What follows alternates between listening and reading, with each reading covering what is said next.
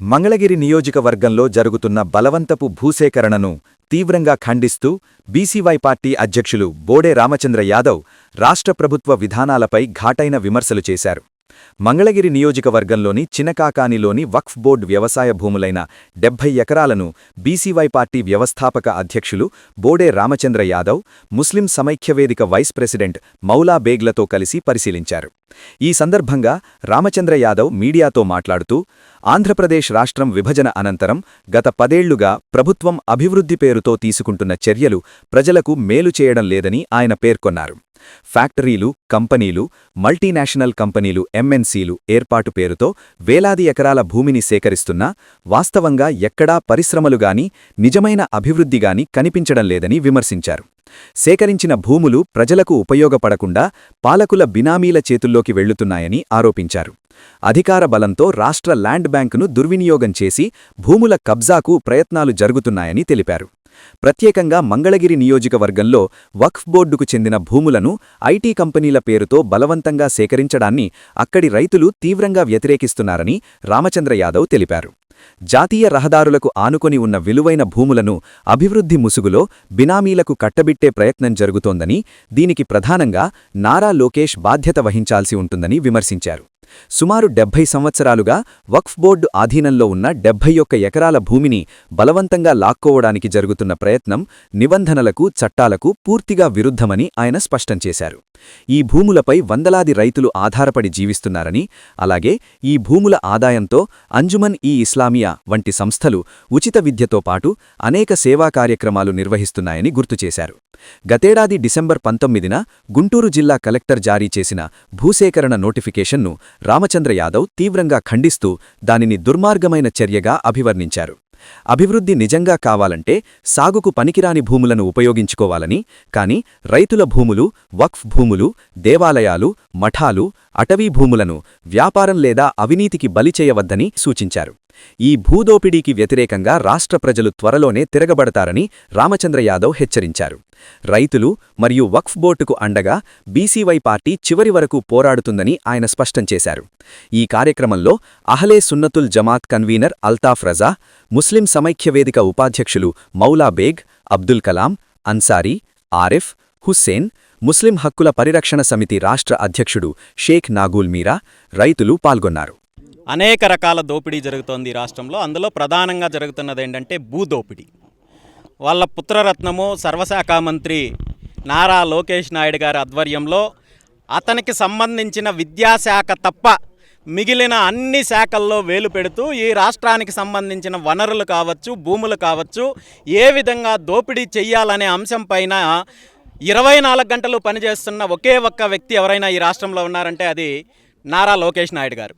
ఈరోజు రాష్ట్రంలో ఉన్న రైతుల భూములు కావచ్చు, దేవాలయాల భూములు కావచ్చు, ట్రస్టులకు భూములు కావచ్చు, లేదంటే ప్రభుత్వ భూములు కావచ్చు, అదేవిధంగా అటవీ శాఖ భూములు కావచ్చు, చివరికి వక్ఫ్ బోర్డు భూములు కావచ్చు, ఎక్కడెక్కడైతే విలువైన భూములు ఉన్నాయో ఆ భూములన్నింటినీ కూడా అభివృద్ధి పేరు చెప్పి, కంపెనీల పేరు చెప్పి కాజేసే ప్రయత్నం చేస్తున్నారు తప్ప ఇందులో రాష్ట్ర అభివృద్ధి గురించో లేదంటే పారిశ్రామిక అభివృద్ధి గురించే ఏమాత్రం కాదు అనేది గత 10 సంవత్సరాల కాలంలో జరిగిన భూసేకరణ అంశాన్ని మనం తీసుకున్నట్టయితే 2014 నుండి 19 వరకు అధికారంలో ఉన్న చంద్రబాబు నాయుడు గారు అధికారంలో ఉన్నప్పుడు చేపట్టిన భూసేకరణలో ఎక్కడ అభివృద్ధి జరగలేదు, కంపెనీలు రాలేదు. ఆ తర్వాత జరిగిన 2019 నుండి 24 వరకు అదే జరిగింది. ఈరోజు 24లో అధికారంలోకి వచ్చిన ఈ 20 నెలల కాలంలో ఇటు శ్రీకాకుళం నుండి చిత్తూరు వరకు జరిగిన భూసేకరణలో ఏ ఒక్క చోట అభివృద్ధి కానీ, కంపెనీలు కానీ, పరిశ్రమలు కానీ రాకపోగా ఈరోజు భూములు ఏవైతే ఉన్నాయో వాటిని బలవంతంగా తనకు సంబంధించిన బినామీలకు కట్టబెట్టే ప్రయత్నం జరుగుతోంది. అది ముఖ్యంగా రాజధాని ప్రాంతంలో గతంలో జరిగిన 33,000 ఎకరాలని కూడా అదేవిధంగా దోపిడీ చేసి వాళ్ళ సొంత కంపెనీలకు, బినామీ కంపెనీలకు, సొంత మనుషులకి అప్పజెప్పే ప్రయత్నం జరిగింది. ఈరోజు మళ్ళీ 2వ దశ, 3వ దశ అంటూ మళ్ళీ భూసేకరణ కార్యక్రమం చేస్తున్నారు. దాంతోపాటు ఈ ప్రాంతంలో ఉన్న విలువైన భూములు ఎక్కడున్నాయో చూసి దీని మీద సర్వేలు మరీ చేయించి ఎంక్వైరీలు చేయించి వాటన్నింటినీ కూడా కాజేసే ప్రయత్నంలో భాగంగానే ఈరోజు చినకాకాని ప్రాంతంలో ఉన్న 71 ఎకరాలు ఏవైతే వక్ఫ్ బోర్డుకి సంబంధించి గత 70 సంవత్సరాల నుండి వక్ఫ్ బోర్డు ఆధీనంలో ఉన్నాయో, అదేవిధంగా ఈ భూముల్లో ఈ ప్రాంతానికి సంబంధించిన రైతులు వ్యవసాయం చేసుకుంటూ వాటి మీద ఆధారపడి ఉంటే రైతుల నోట్లో మట్టి కొట్టి, అదేవిధంగా వక్ఫ్ బోర్డు ఆధ్వర్యంలో జరుగుతున్న సేవా కార్యక్రమాలని పూర్తిగా అణచివేయాలనే దురుద్దేశంతో బలవంతంగా ఈరోజు భూసేకరణ చేపట్టే కార్యక్రమం జరుగుతోంది.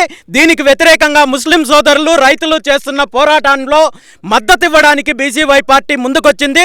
రాబోయే రోజుల్లో ఈ బలవంతపు భూసేకరణని పూర్తిగా అడ్డుకునేంత వరకు బీసీవై పార్టీ పోరాటం చేస్తుందని చెప్పి ఈ సందర్భంగా తెలియజేస్తుంది. ముఖ్యంగా ఈ రాష్ట్రంలో రాజధాని అనేది ఒక నిజంగా చెప్పాలంటే ఒక బాధాకరమైన అంశం ఏంటంటే, రాజధాని అనేది వీళ్ళ యొక్క అవినీతికి కేంద్రంగా చేసుకొని ఈరోజు రాజధాని ప్రాంతంలో భూసేకరణ జరుగుతోంది.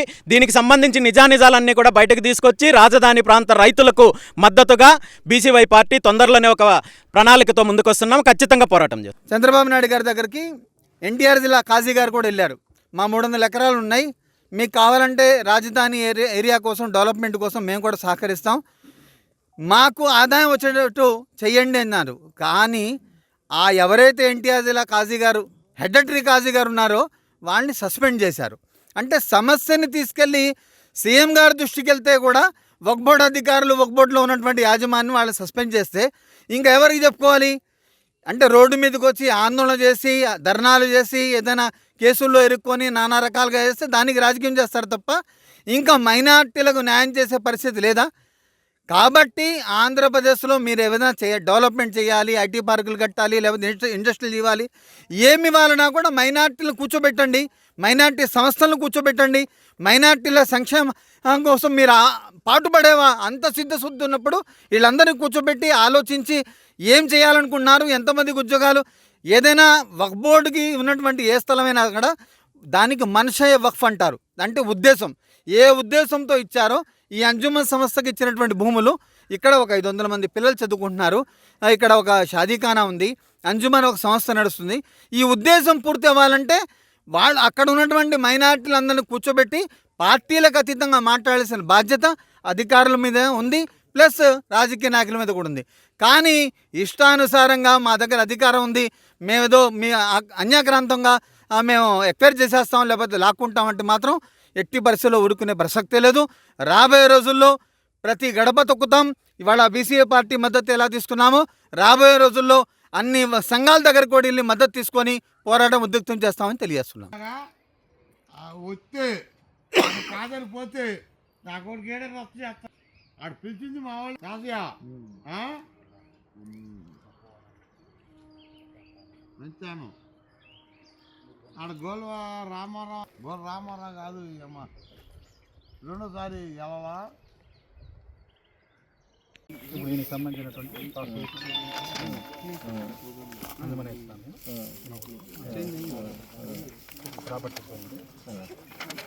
చిన్నగా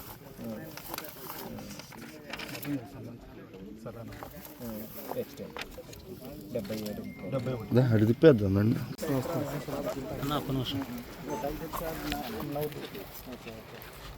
నమస్తే అన్న. అమ్మా నమస్తే అమ్మా.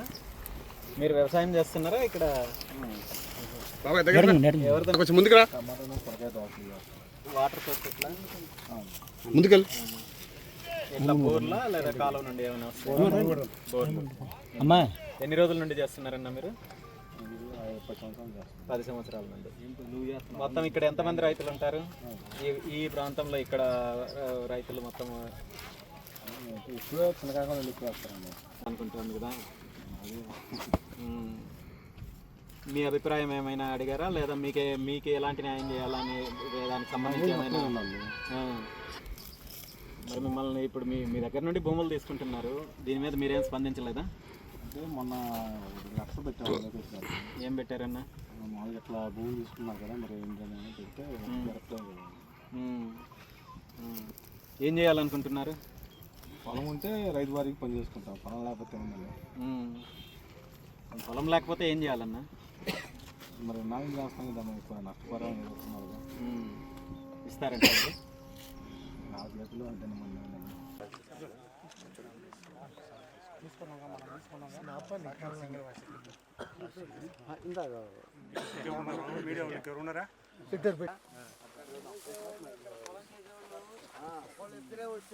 రైతులందరూ మన వాళ్ళేనా? అది రైతులకు అండగా అనుకున్నది అదే. రైతులందరూ ఏకతాటి పైకి రావాలి.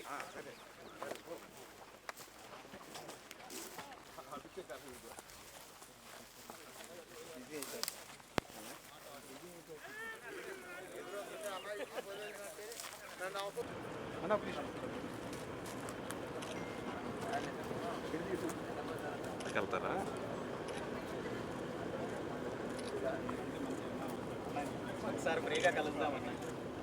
సార్ నెక్స్ట్ టైం వచ్చినప్పుడు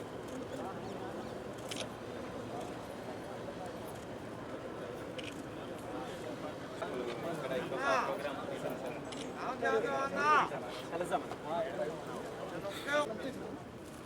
हाँ आ जाओ तुम आ जाओ निमिषम हाँ